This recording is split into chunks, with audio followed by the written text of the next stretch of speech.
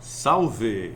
Eu sou o professor Michael Douglas e trago para você hoje uma reflexão que também vai ser muito importante para o Enem. Vamos falar de um filósofo chamado Friedrich Nietzsche. Saibamos que não é tão confortável para mim porque sou cristão, tá? O pensamento de Nietzsche e o cristianismo nada a ver. Mas como eu tenho que ser fidedigno à filosofia e às questões que vão cair no Enem, você vai ter aqui em mãos a filosofia do Nietzsche, como ela foi produzida dentro da minha interpretação. Pronto para Nietzsche? Então vamos lá. Nietzsche é um filósofo que viveu, produziu sua filosofia em inúmeros livros, entre eles Assim Falava Zaratustra, Et Homo, Genealogia da Moral, vários e vários livros importantes, tudo no século XIX.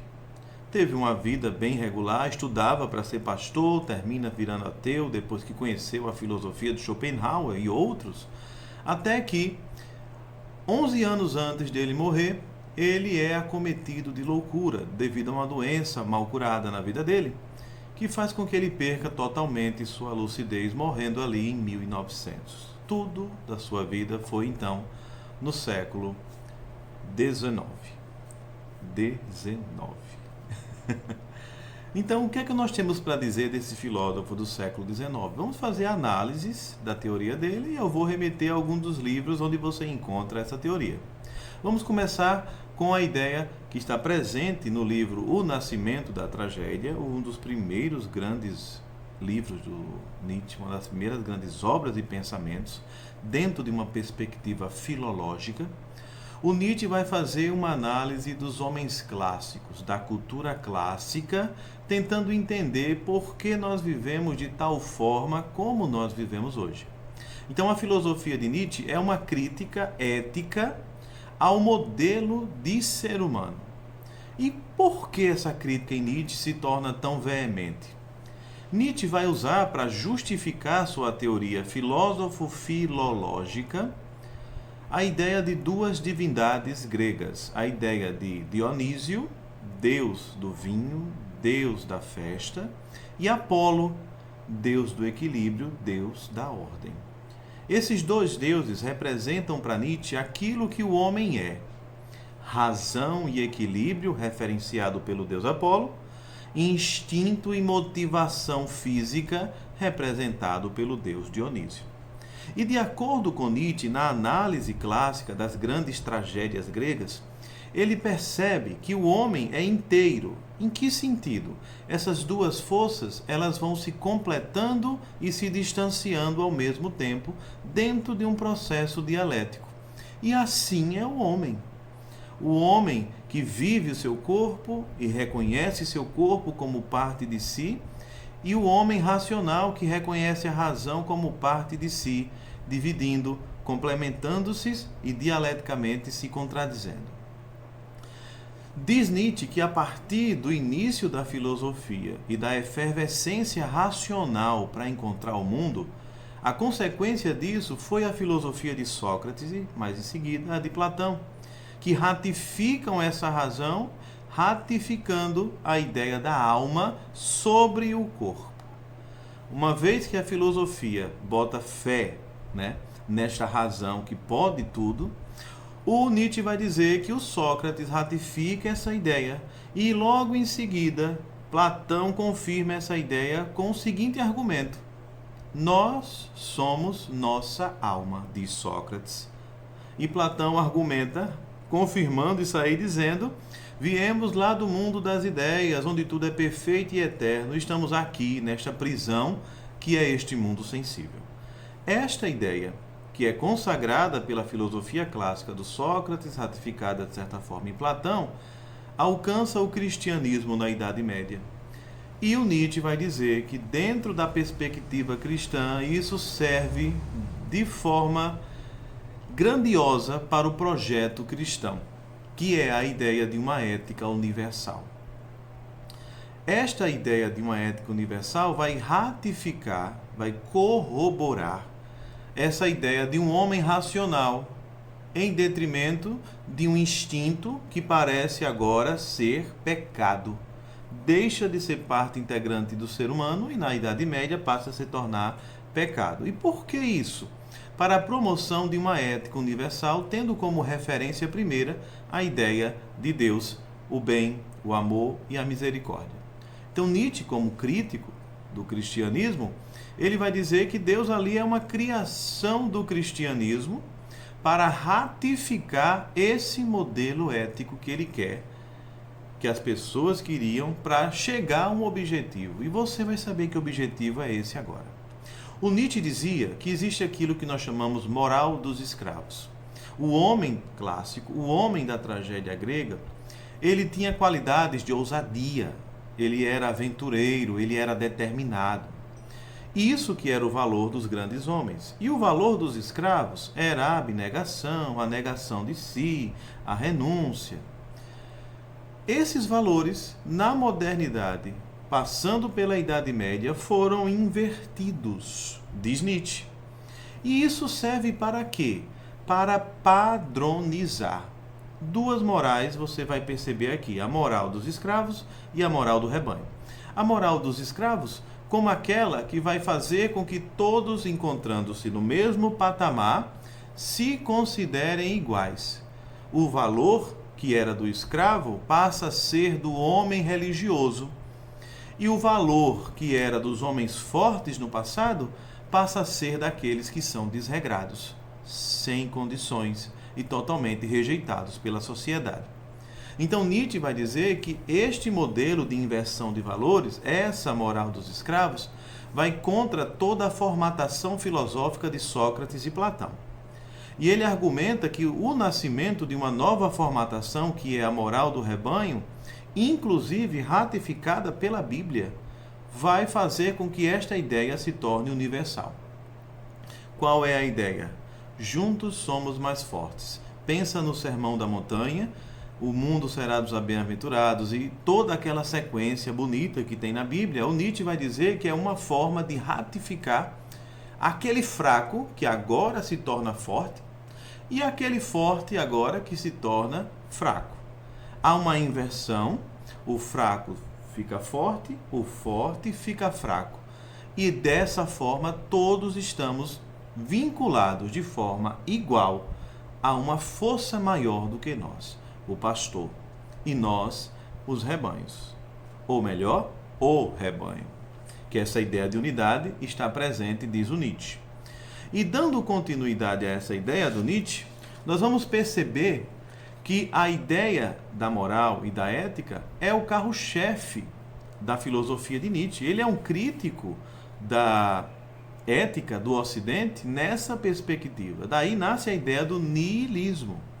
O niilismo é uma negação ética, é a quebra dos valores. Então Nietzsche associa ao niilismo a sua filosofia do martelo, ou filosofia como martelo, o crepúsculo dos ídolos. Eita, que enrolou, mas tá tudo bem. O crepúsculo dos ídolos, ou como filosofar com o martelo, eu tentei, mas gaguejei de novo. É aquele que vai desenvolver dois momentos na filosofia da crítica ética de Nietzsche. O primeiro momento é deixar de acreditar em todos aqueles padrões éticos e morais que foram desenvolvidos pelo período cristão e, consequentemente, ratificados mais uma vez pela burguesia. O Nietzsche vai dizer, então, que o niilismo é a defesa de uma sociedade fora daqueles padrões estabelecidos. É a ruptura. Só que em Nietzsche, o niilismo ganha uma nova característica, que é da nova criação de padrões. Não padrões vinculados numa realidade de um homem só apolíneo, de um homem só racional, que se desvincula do seu corpo como se fosse uma doença.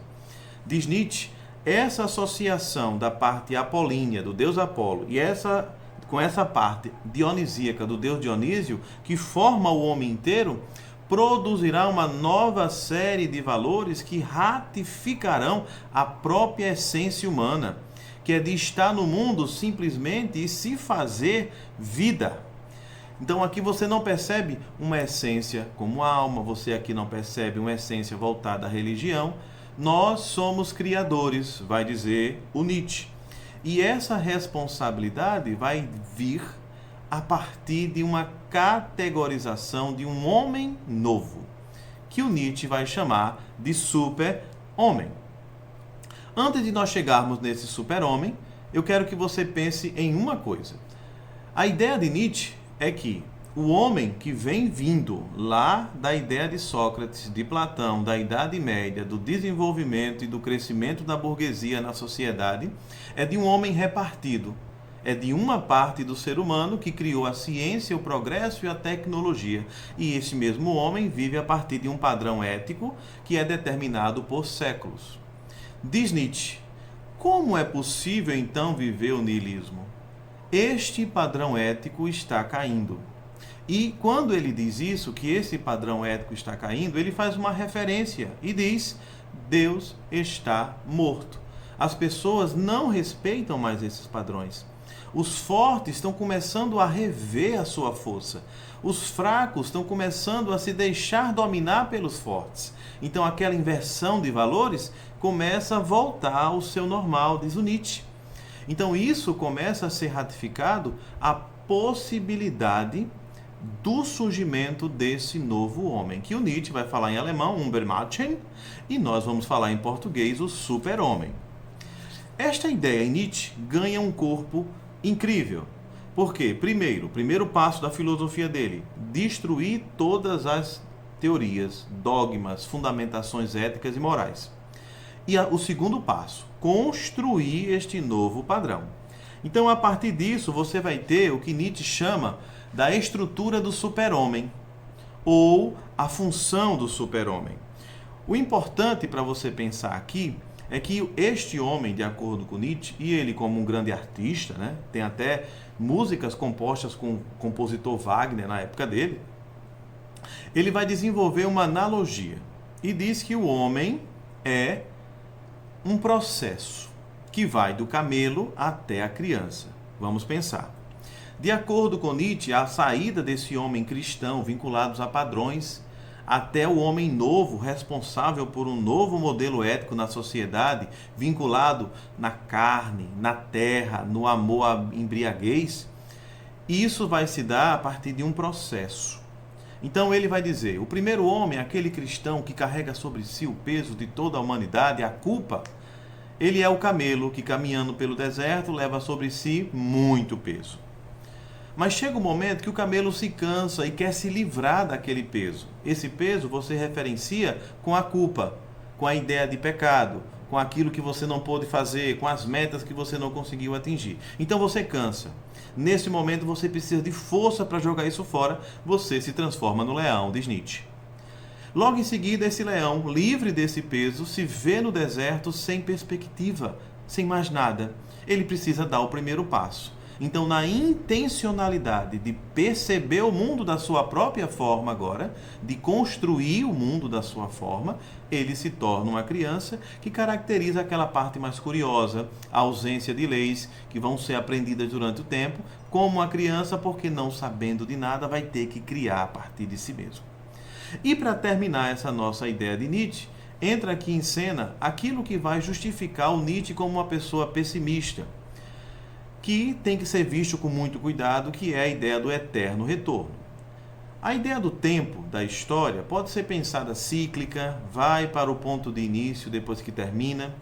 A ideia pode ser pensada de forma dialética, como Hegel, altos e baixos, afirmações e negações. O Nietzsche vai dizer que a nossa vida é o eterno retorno. O que é que significa? Uma sucessão de fatos que se repetem, que sempre vão levar consequentemente a alegrias e a tristezas. A nossa vida não passa disso, diz o Nietzsche. São alegrias e são tristezas. E a vida humana, que não desejaria nunca ser eterna, porque não passaria dessas sensações, precisa se fazer, precisa se colocar diante da existência. Então Nietzsche, por exemplo, no seu Amor Fati, vai desenvolver essa ideia do amor por si mesmo e do se fazer no mundo. Você tem ali a ousadia bem presente dentro do ser humano, essa vontade de potência, E isso aqui não justifica automaticamente, de forma essencial, a felicidade já. Mas Nietzsche vai dizer que você pode correr atrás, você pode se fazer. Não é porque a vida é uma repetição que essas repetições não podem ter cada uma delas o seu sentido. É preciso que o homem, aquele super-homem, aquele que vai reconstruir o Senhor dos novos padrões, sem se basear em anterioridades, sem se basear na igreja, sem se basear nos padrões, vai dar um novo sentido à realidade. Ok? Então era isso que eu queria falar para você de Nietzsche. Tem muita coisa que a gente poderia falar ou até aprofundar, mas por enquanto é isso. Felicidades e uma boa prova do Enem!